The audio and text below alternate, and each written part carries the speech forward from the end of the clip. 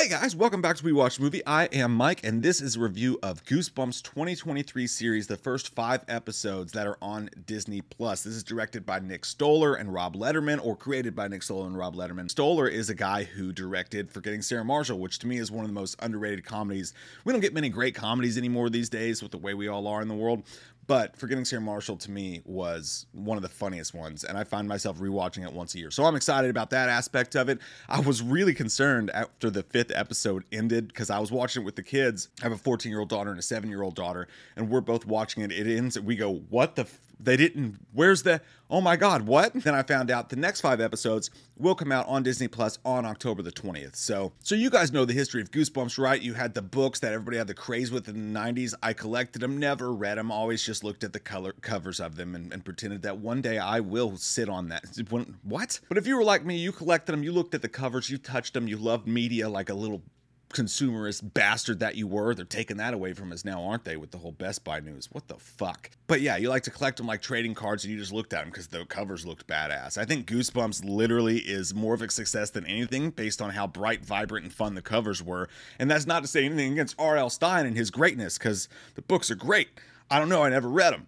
And then you had that TV show that was really cheesy and like really strangely acted, but like it was fun and it's very nostalgic. And that song, we did a whole Halloween Horror Month intro parody based just off the Goosebumps song and intro.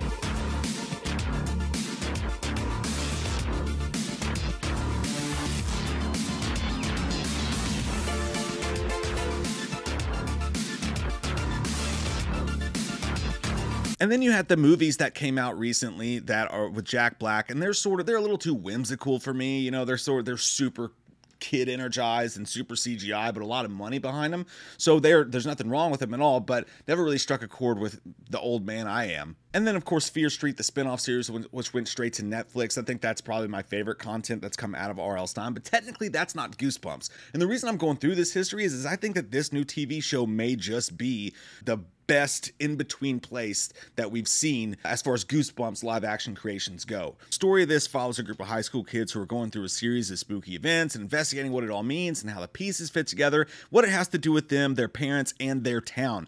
What spooky events do you ask? Well, all the ones that you know about. They take the ideas and the events and the objects from the books, like Say Cheese and Die, or the Haunted Mask, and the accoutrement from these things, and they incorporate them into their ongoing story with these teens. Meanwhile, there's a whole lot of themes going on and running concurrent themes about the struggling teens and their relationship, the teen struggling parents. The audience target here is definitely middle schoolers and high schoolers, with stuff in there for old fuckers like me and you to enjoy. The level of this show is around PG-13 level, skewing more towards PG than towards an R rating, but there is some surprises in there. I'm pretty sure I heard a background character say fuck at one point. I'm not 100% sure. There's references to sex and things like that, people making out, a couple adults waking up in hotel beds together and stuff like that. And I'm not doing like the parental review right now. I'm just saying, like, for those of you wondering how adult this Goosebumps series will get, for those of us who did grow up on the books, it's the most it's been, aside from Fear Street. It's definitely the most it's been. There's no brutal death scenes or anything like that, but there are scenes where like a ghost will show up on fire and look pretty freaky for a second, so you do get just enough of that as the episodes go on. As far as the quality of the show goes, it's a very mixed bag, but the cinematography, the Halloween feel of this entire show, the dark grays and blues, and just the way the entire thing looks, the cinematography just screams October at you. It is a warm October blanket to sit in this show for 5 episodes. The town feels like a dreary Maine type town that could have been ripped straight out of a Stephen King book. Whether you're super interested in what's going on the screen or not with the storylines, you just feel like you're sitting in the middle of Halloween, and it's awesome. I enjoyed the cast as well. I thought Zach Morris, his character was great, which is a weird name considering he is like the leader of the crew in this, whatever, and he's like the popular kid or whatever. Thought I was going to hate him when he first comes on screen, but end up really liking him.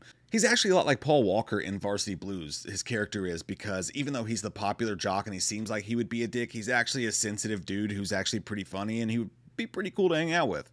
I didn't have a problem with any of the teen characters. Sure, there's some cringy dialogue and some really force-fed lines in there that come from the same characters usually in particular, but it's nothing that heinous and it's nothing that ruins your enjoyment of the show. And again, gotta remember, this is skewed towards a younger audience. I'm just giving you the old man perspective from it. Rob Huebel plays a guidance counselor in this, and I love his character. He doesn't do that much. He's a main character, but even though he doesn't have that much to do, he just has that 90s Sports Center Dan Patrick vibe to him, and I just love it.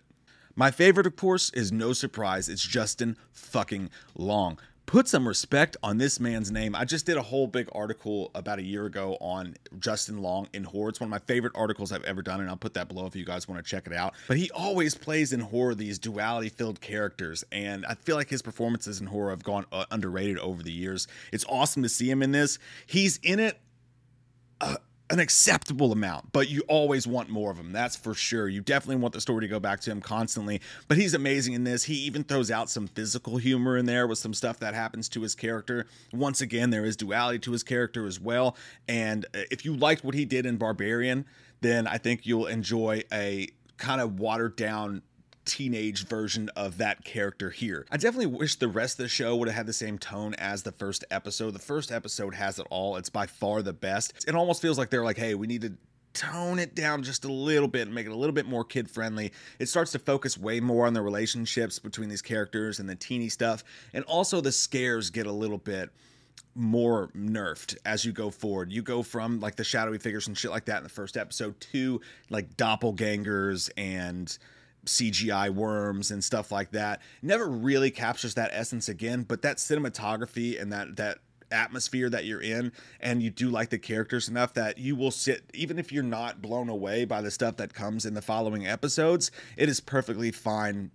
Sit back and watch, maybe clean your couch while it's on in the background type of October enjoyment.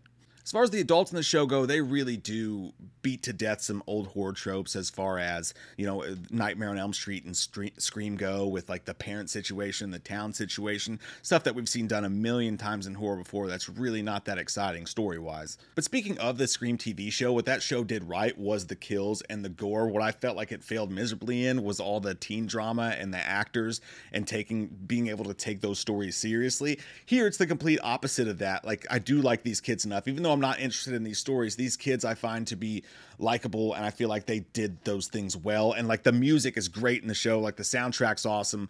It's not like it was in Scream where some of those songs are just like knife scraping inside of your ears. I found myself looking up the soundtrack to this. They got some stuff for the younger crowd, but they also got some 90s shit for us older crowd.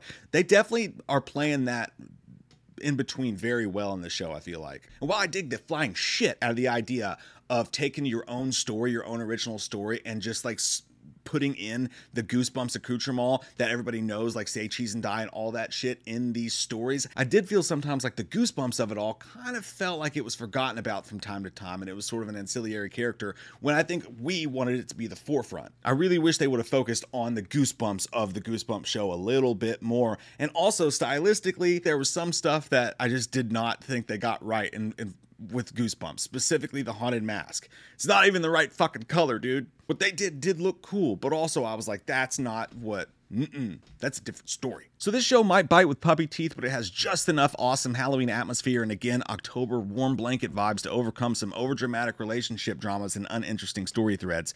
Justin Long gives us some great Justin Longing. The storylines are put together in a clever, non-linear way. I would give the Goosebumps TV series through 5 episodes a 6.5 on my personal enjoyment scale, but I think for the audience that they were shooting towards, it would definitely be more of an 8.5. That's my review of Goosebumps, the TV series. I love your all's fucking faces. If you enjoyed this and you want more like it, click subscribe so you don't forget us in the darkness, Steve. Here comes that white-faced fucker, an asshole like no other. He's a big old piece of shit. Wants to stab your sister's tits cause he's a white-faced fucker. Loomis can't recover. Dr. Challenge drunk again, sleeping with your sister's friends. Do you want to know about the darkness?